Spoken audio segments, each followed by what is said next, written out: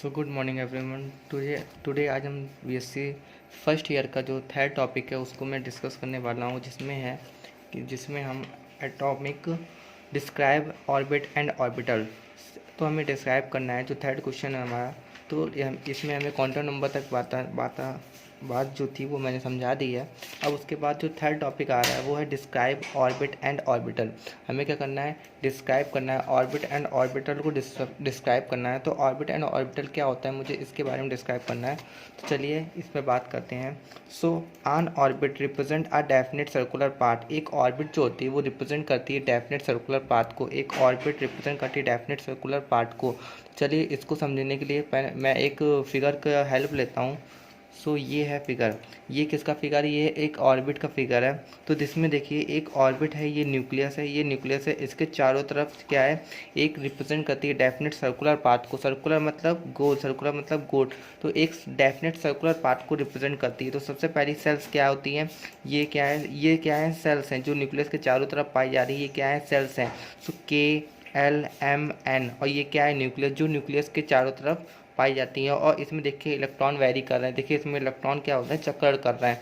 और ये जो दी थी, ये किसने दी थी, ये बोहर एटॉमिक मॉडल के अकॉर्डिंग दी गई थी। बोहर ने ये बताया था कि जो इलेक्ट्रॉन होता है वो एक मटेरियल पार्टिकल होती है, यानी कि इलेक्ट्रॉन मटेरियल पार्टिकल है। आप इसके अकॉर्डिंग देख सकते हैं कि इलेक्ट्रॉन कहाँ वैरी कर रहा है, आप देख पा रहे हैं। लेकिन अगर मैं वही बात करूँ ऑर्बिटल की, तो ऑर्बिटल में ऐसा बिल्कुल भी नहीं है। ऑर्बिटल में बताया गया था, ऑर्बिटल को वेव रिलेशन के थ्योरी के अकॉर्डिंग बताया गया था। ऑर्बिटल में ये बताया गया है कि जो इलेक्ट्रॉन है वो इलेक्ट्रॉन जो वो है मटेरियल नहीं है। अब मटेरियल नहीं है तो कहीं कहीं इलेक्ट्रॉन हमने देखा है कि electron as a material work करता है, as a material particle work करता है।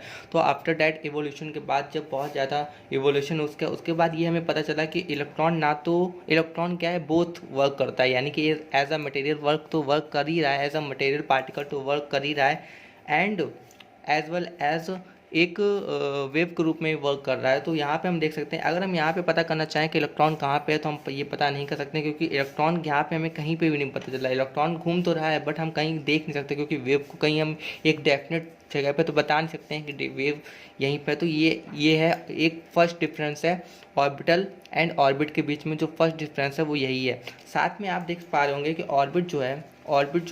ऑर्बिट क्या है, जबकि एक सर्कुलर पाथ है। तो सर्कुलर पाथ में क्या होता है, इसमें क्या होता है कि जो इलेक्ट्रॉन है वो क्या है कि एक समान भाग में वितरित है। मतलब इलेक्ट्रॉन एक समान भाग में वितरित है।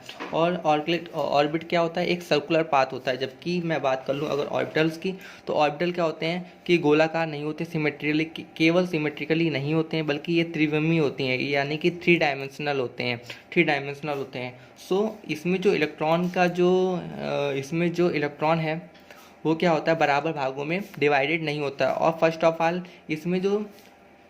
इसमें ऑर्बिटल में एक बात और कही है कि नोडल प्लेन्स। अब नोडल प्लेन्स क्या होते हैं, नोडल प्लेन्स वो होते हैं, नोडल प्लेन। अगर आपसे ये क्वेश्चन आ जाता है मे बी, क्योंकि ये बहुत ही ज़्यादा इंपॉर्टेंट क्वेश्चन है कि नोडल प्लेन्स क्या होते हैं। तो नोडल प्लेन वह प्लेस होता है जहाँ probability of finding electron is less than zero. क्या की होती है कि एक प्रोबेबिलिटी फाइंडिंग इलेक्ट्रॉन के पाए जाने की जो प्रोबेबिलिटी होती है वो बहुत ही ज़्यादा कम होती है, यानी कि जीरो होती है, एक जीरो के बराबर होती है। यानी कि नोडल प्लेन में इलेक्ट्रॉन नहीं पाए जाते, जबकि ऑर्बिटल में इलेक्ट्रॉन पाए जाते हैं। तो देखिए हमारी जो अनसॉल्व है वो क्या कहती है। इसके अकॉर्डिंग अगर मैं बात कर लूँ तो आन orbit represent a definite circular path. एक ऑर्बिट जो होती है वो रिप्रेजेंट करती है अ डेफिनेट सर्कुलर पाथ को at a definite distance from the nucleus in which electron revolves around the nucleus. जहाँ पे क्या करता है, इलेक्ट्रॉन रिवॉल्व करते हैं अराउंड द न्यूक्लियस वाइल आन ऑर्बिटल। जबकि एक ऑर्बिटल्स क्या करती है, सिग्निफाइज करती है, एक रीजन को सिग्निफाइज करती है, थ्री डायमेंशनल, जो कि मैं आपको पहले ही बता चुका हूँ, एक थ्री डायमेंशनल स्पेस को सिग्निफाइज करती है around the nucleus where there is a maximum probability of finding the electron, or in other words an orbital is a most probable, जो कि मैं आपको पहले ही बता चुका हूँ कि एक ऑर्बिटल जो क्या है, most probable space in the electron spend most of the time. यहाँ पे क्या होता है कि एक ऑर्बिटल में जो इलेक्ट्रॉन क्या करता है, स्पेंड करता है most of the time spend करता है। एक ऑर्बिटल में electron most of the time spend करता है। और ऑर्बिटल क्या होती है, थ्री डायमेंशनल स्पेस होती है। ऑर्बिटल क्या होती है, थ्री डायमेंशनल स्पेस होती है। द एनर्जी अब यहाँ पे जो आपको पता चल गया कि इलेक्ट्रॉन क्या करता है, ऑर्बिटल में ही मोस्ट ऑफ द टाइम अपना स्पेंड करता है। The energy of electron in an atomic orbital is always the same. मतलब एनर्जी जो एक एटॉमिक ऑर्बिटल में जो उसकी एनर्जी होगी इलेक्ट्रॉन की, वो क्या होगी, शेप होगी। अब बात करते हैं जो फर्स्ट है, जो सेकंड हेडिंग आ गई है, शेप ऑफ एटॉमिक ऑर्बिटल। तो एटॉमिक ऑर्बिटल के शेप की बात की गई है। तो सबसे पहले मैं आपको एक छोटा मैं एक ओवरव्यू दे रहा हूँ। तो अगर आप इतना ही लिख देंगे और इतने का फिगर परमानेंटली बना देंगे तो आप जो भी क्वेश्चन कर रहे हैं उसको सॉल्यूशन को आपको पर्टिकुलर अच्छे मार्क्स में गेन कर सकते हैं आप। So let's talk about this topic. So S orbital, S orbital क्या होता है, द डिस्ट्रीब्यूशन। देखिए एस ऑर्बिटल क्या होती है, एस ऑर्बिटल के बारे में मैं अपने नोट्स को दिखा देता हूँ आपको। देखिए एस ऑर्बिटल्स में, एस ऑर्बिटल के बारे में सबसे पहले जानने वाली चीज़ तो ये है कि s orbital we can fill into 2 electron. इसमें हम लोग क्या कर सकते हैं, 2 इलेक्ट्रॉन को फिल कर सकते हैं, 2 इलेक्ट्रॉन फिल कर सकते हैं। तो आप एस ऑर्बिटल्स में ये ब्लॉक बनाते होंगे। इसमें देखिए एक इलेक्ट्रॉन क्लॉकवाइज, एक एंटी क्लॉकवाइज, 2 इलेक्ट्रॉन फिल कर सकते हैं। एस ऑर्बिटल का जो शेप होता है वो कैसा होता है, स्पेरिकल शेप होता है। स्पेरिकल मतलब गोलाकार। अब गोलाकार शेप है तो हमें क्या पता चल रहा है, गोलाकार शेप है तो हमें ये पता चल रहा है कि इसमें जो ऑर्बिटल है, जो एस ऑर्बिटल है, उसमें जो इलेक्ट्रॉन का जो वितरण होगा वो क्या होगा, इलेक्ट्रॉन का वितरण यानी कि डिस्ट्रीब्यूशन ऑफ इलेक्ट्रॉन क्या होगा, सेम होगा। यानी कि इलेक्ट्रॉन का जो वितरण होगा वो सेम होगा और ये नॉन डायरेक्शनल होगा, मतलब इसकी कोई डायरेक्शन नहीं होगी। जबकि मैं पी ऑर्बिटल की बात करूं तो इसमें क्या बनते हैं, 3 ब्लॉक बनते हैं। अब देखिए आपको मैं ब्लॉक आप याद रखना पड़ता होगा कि एस ऑर्बिटल में 1 बनता है, पी ऑर्बिटल में 3 बनते हैं, डी ऑर्बिटल में 5 बनते हैं। तो इसको याद करने का एक मैंने बेटर तरीका बता दिया था अपने पिछले वाली वीडियो में, आप देख सकते हैं जाके। बट अगर आपने नहीं देखा है तो मैं इसमें ही बता देता हूँ कि मान लीजिए इसमें एस ऑर्बिटल में एक, आपको पता है कि एटॉमिक ऑर्बिटल कितनी होती है, एटॉमिक ऑर्बिटल 4 प्रकार की होती हैं, S, P, D and F. So S में 1 ब्लॉक बनता है, पी में 3 ब्लॉक बनते हैं। तो आपने क्या किया, एक में +2 कर दीजिए, एक में +2 कर दीजिए तो 3 आ गया, 3 में +2 कर दीजिए तो 5 आ गया।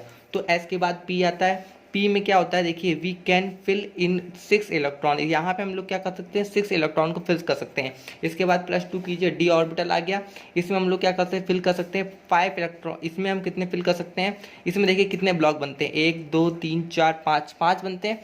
5 में 5 × 2 कर दीजिए, 10 इलेक्ट्रॉन फिल कर सकते हैं। इसके बाद एफ ऑर्बिटल, एफ ऑर्बिटल में हम कितने इलेक्ट्रॉन फिल कर सकते हैं, देखिए इसमें 5 है, +2 कीजिए, +7 हो जाएगा, 7 आ जाएगा। अब 7 × 2 कर दीजिए, कितने इलेक्ट्रॉन फिल कर सकते हैं, 14 इलेक्ट्रॉन फिल कर सकते हैं।